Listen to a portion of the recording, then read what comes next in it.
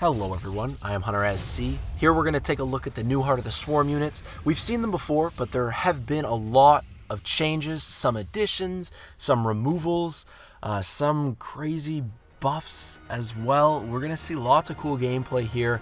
Out of all the Heart of the Swarm announcements that came this past weekend, these new units and unit changes are definitely what I'm most excited about. So we're going to start with Protoss.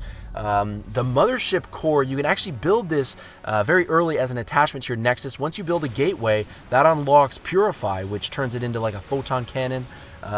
Great cheese defense, great defense overall. You can also teleport the Mothership core to any Nexus you choose, which is very useful as well for defensive purposes. Here we see a small Protoss army in a lot of trouble, and with mass recall, you can call them back to whatever Nexus has that Mothership core.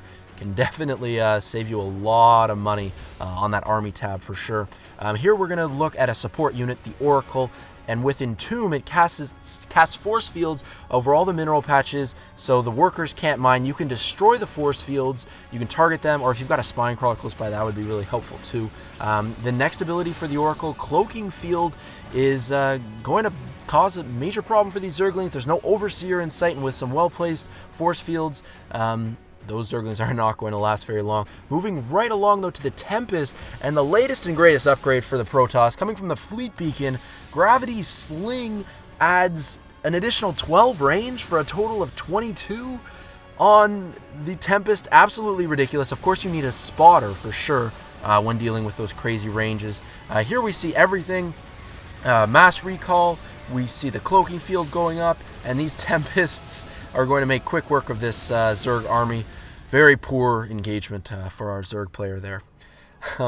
Moving right along, we have some Terran units. Not as many exciting changes for Terran.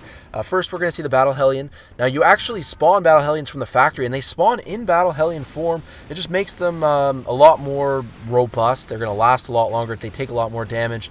They still deal good splash damage, but it's in a smaller cone as opposed to a long line. Of course, they're a lot slower than the regular Hellion.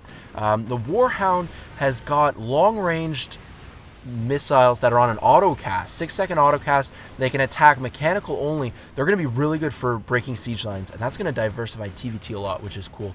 The Widow Mine, created from the factory, targets enemy units, of course, and there's no micro actually coming here from the roaches and the Zerg player. You can micro your infected units away so that it doesn't splash, on your allies, or you can actually target them now and just kill them so they don't explode.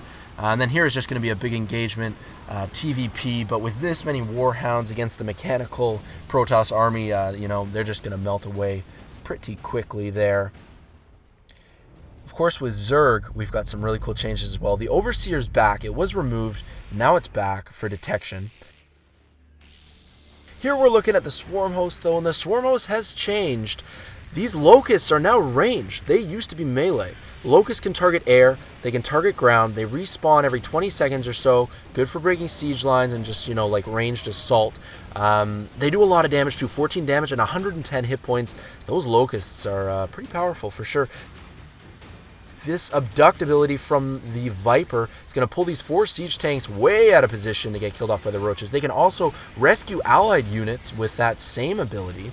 Here, Blinding Cloud is going to reduce the range of those Marines to 1, making them very ineffective. Any ranged attacker is very ineffective. They're going to have to micro themselves out from under that Blinding Cloud before they can, do real damage. Finally, there is a change, of course, to the Ultralisk. We have seen this one before, Burrowed Charge.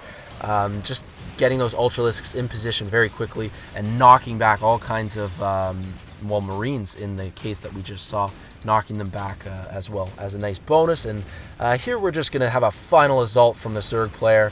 Speedlings, Banelings, Abduct, Blinding Cloud, and Ultra Support, making quick work of that Terran position. Really cool to share this with you guys. I hope you guys enjoyed this brief Heart of the Swarm update. Stay tuned for more. I am Hunter SC. Peace out.